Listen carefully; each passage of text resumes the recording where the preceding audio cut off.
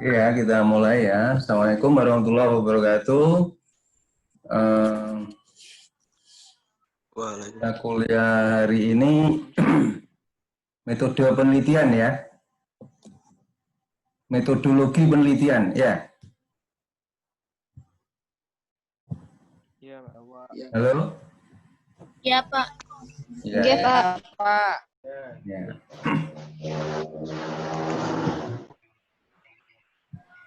Nah, kenapa kita dikasih Anda semester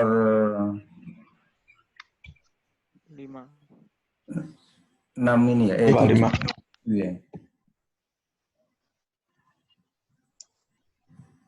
Kenapa Anda kok dikasih materi metodologi penelitian itu tujuannya apa? Ya, biar Anda bisa meneliti. Tujuan meneliti adalah kenapa kok orang itu terutama perguruan tinggi itu harus bisa meneliti, paling tidak punya kerangka berpikir ilmiah. Itu kenapa? Ya, tujuannya agar bisa merubah ini ya, yang namanya teknologi itu kan semakin lama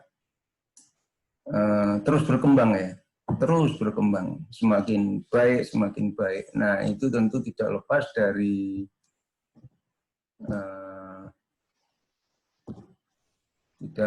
daripada hasil riset ya. Jadi orang tidak akan puas dengan teknologi yang lama. Misalkan ya sekarang ini kita video conference ini juga hasil riset dari sebuah teknologi ya, perkembangan teknologi. Jadi sebetulnya tujuan daripada riset adalah untuk mencari suatu hal yang baru ya. Tentunya lebih bermanfaat, lebih berguna bagi kemajuan zaman ya. Itu tujuannya. Jadi untuk untuk ini meningkatkan hasil temuan teknologi ya, kemajuan teknologi itu sebetulnya tidak hanya secara ilmiah saja, sebetulnya bisa pendekatan non ilmiah juga bisa, pendekatan ilmiah juga bisa ya. Bisa jadi orang secara kebetulan karena memang sehari-hari yang di kerjaannya itu atau yang dilakukan setiap harinya, yang ditemui itu, yang dilakukan itu ya. Maka secara tidak sengaja menemukan suatu metode untuk memudahkan pekerjaan gitu. Misalkan orang tiap hari bertani gitu ya, akhirnya menemukan oh ternyata dengan dikasih ini ya, dikasih sampahnya atau bekasnya ini jamu temulawak itu kan biasanya diperas ya, bekasnya ditaruh tanaman bisa menyuburkan tanah misalkan. Nah, itu suatu kebetulan. Itu bisa jadi secara non ilmiah, secara kebetulan bisa menemukan suatu cara atau suatu ilmu baru. Ya. Nah, untuk Anda dari orang yang berpendidikan tentunya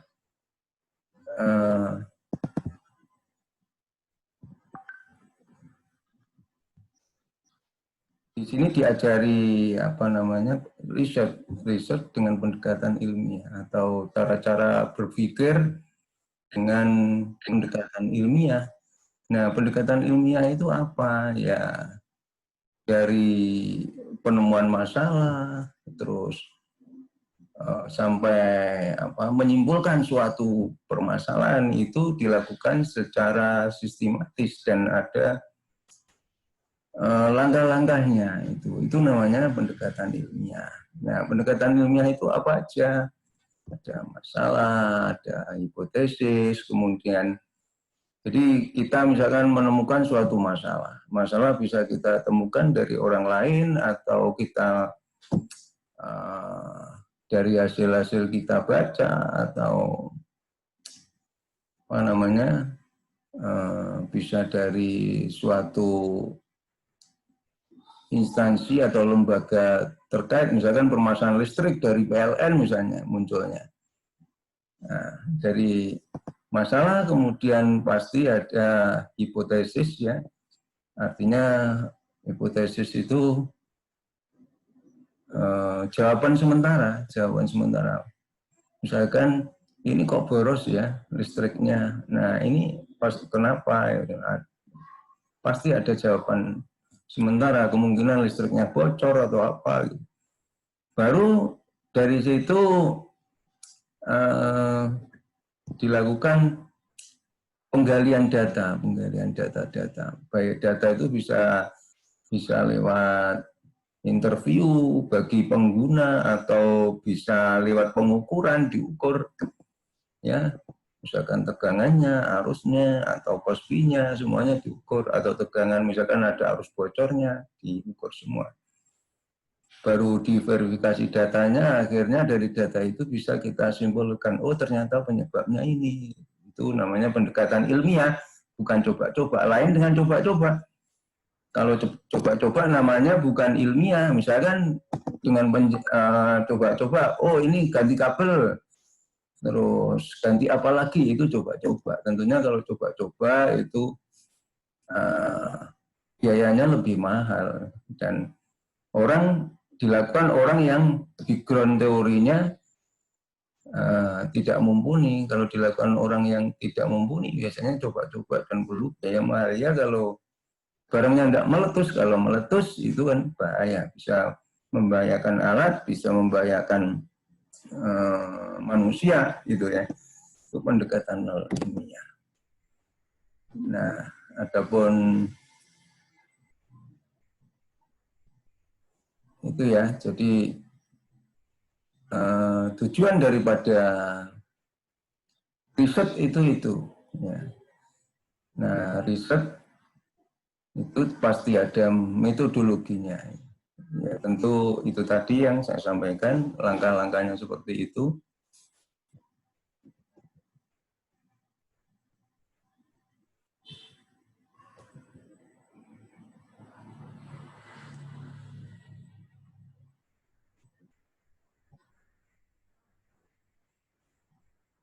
Nah, di dalam riset ada beberapa hal yang selain langkah-langkahnya, step-stepnya harus sistematis, juga ada beberapa hal yang perlu diperhatikan ya, yang harus ada di dalam riset ya. Jadi tidak cukup hanya hanya langkah-langkah saja, tetapi tidak memperhatikan hal-hal yang pokok ya. Hal yang pokok antara lain di dalam riset harus ada konsep gitu, atau kerangka berpikir ya. Nah kerangka berpikir itu muncul kalau bagi orang yang memiliki ilmunya.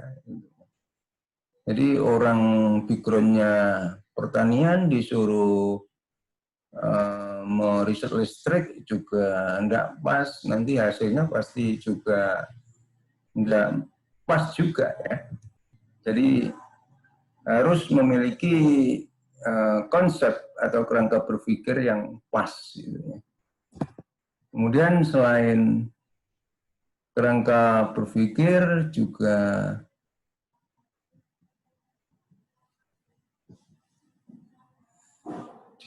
ini harus jelas variabelnya ya. Misalkan listrik ya,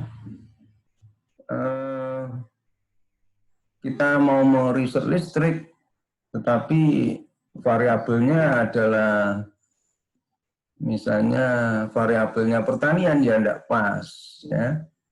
Misalkan kita mau riset efisiensi listrik, ternyata yang kita pakai variabelnya ini tanaman misalnya cahaya, terus kelembapan tanah, ya tidak pas ya, harus match itu.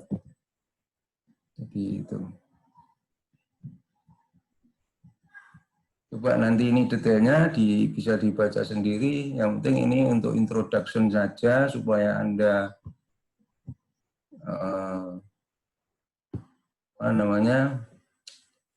memiliki ini dasar-dasar bagaimana kita melakukan sebuah penelitian, gitu ya. Nah, jenis-jenis penelitian ada beberapa macam ya. Beberapa macam, tetapi secara metode bisa dibagi menjadi penelitian eksperimen dan penelitian non-eksperimen. Penelitian eksperimen itu biasanya orang teknik ya. Teknik, tapi penelitian non-eksperimen biasanya non-teknik biasanya. Tapi ya tidak mesti juga. Oke, kita lanjut. Nah, penelitian eksperimen sendiri ada yang sungguhan ya. Tapi untuk untuk eksperimen yang membahayakan atau perlu biaya besar bisa dengan menggunakan simulasi, gitu ya. Bisa menggunakan simulasi. Misalnya eksperimen nuklir kalau beneran kan ini ya mungkin dilakukan simulasi dulu. Gitu. Begitu juga eksperimen misalkan listrik ya, misalkan load flow, suatu sistem kelistrikan Jawa Bali kalau kita belum ada sistemnya ya simulasi dulu, enggak masalah ya. Simulasi, kecuali kalau sudah ada sistemnya. Atau sesuatu yang membahayakan, misalnya yaitu tadi nuklir itu tadi. Bisa dengan simulasi.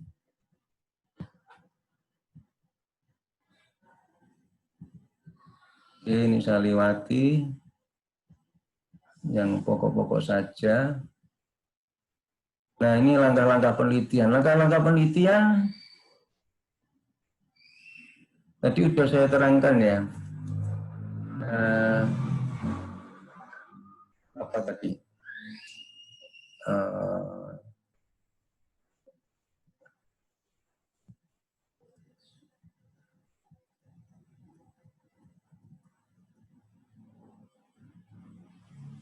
Mana tadi ya? Nah, ini karakteristik. Bukan ini tadi. Mana ya tadi ya?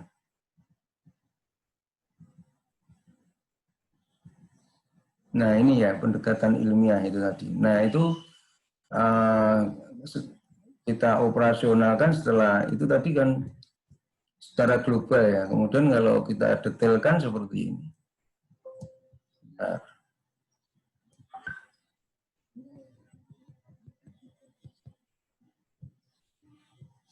Nah, ini.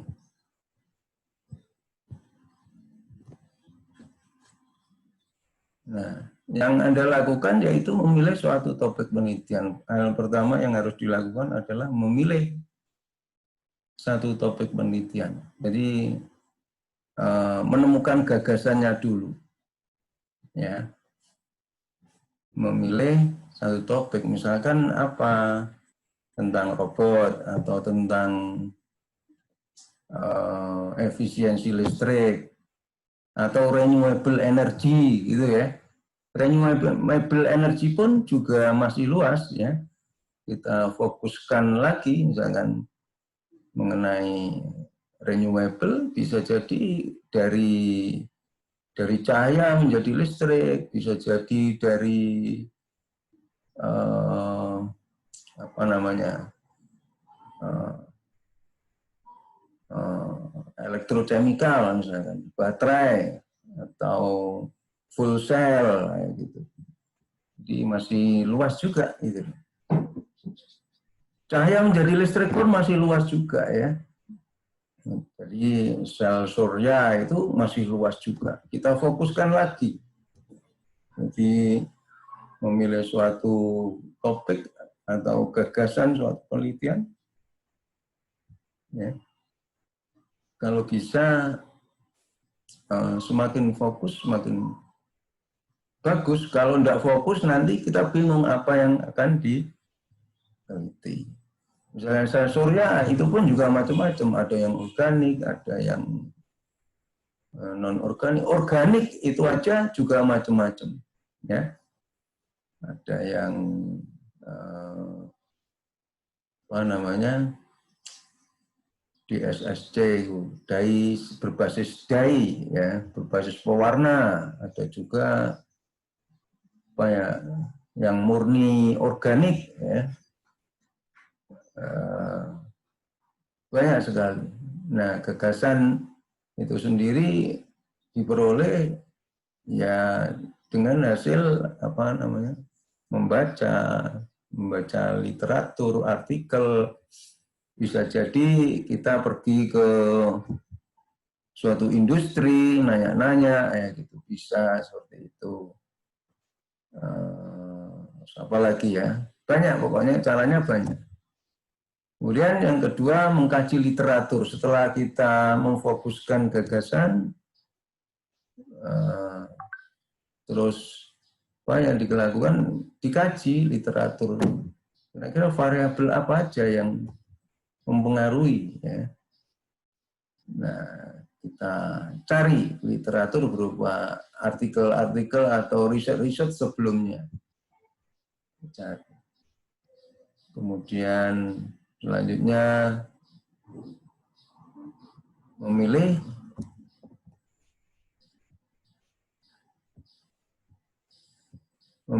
menyatakan dan merumuskan masalah. Nah, ini dari setelah kita kaji ini kemudian difokuskan lagi kira-kira variabel apa saja yang mau diriset.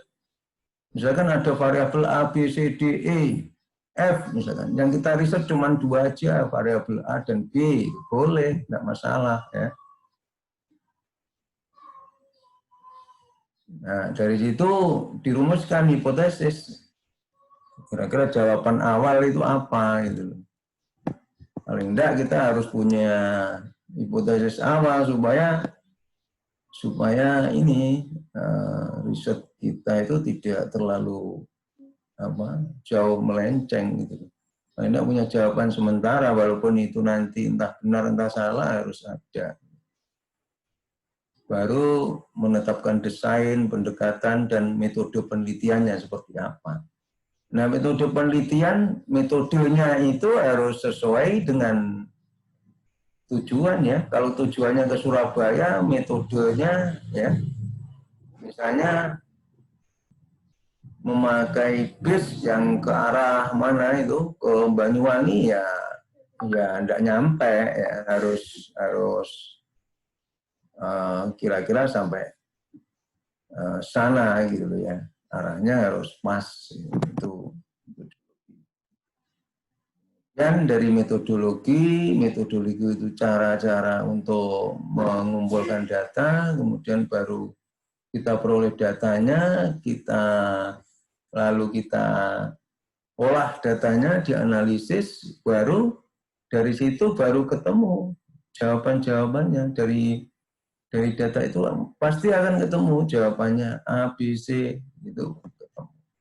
Dari situ bisa ditarik kesimpulan, ya, dan disusun laporan. Itu secara ringkas, ya,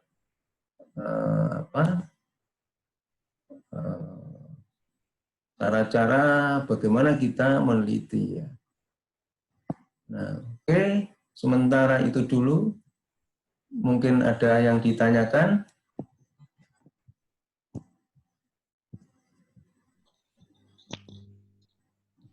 Belum, Pak. Ya, mungkin ada yang ditanyakan dari situ.